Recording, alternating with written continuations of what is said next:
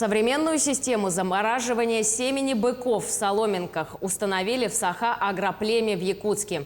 Этот аппарат является первым по всему Дальнему Востоку. Интегрированная система будет отвечать за фасовку, маркировку и криоконсервацию семени. Автоматизированный процесс заменит устаревший долгий способ замораживания. Отметим, сейчас в Саха-Агроплеме искусственно оплодотворяют 60% скота. С помощью новых технологий показатель оплодотворения планируют повысить на 15%. Здесь установлена самая современная машина. Это автоматическая программируемая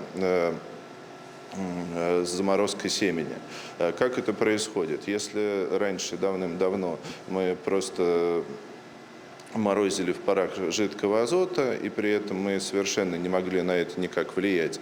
И когда происходит просто в парах, то не то что очень много, но в любом случае много сперматозоидов погибает. А данная система, она позволяет большему количеству сперматозоидов пережить криоконсервацию.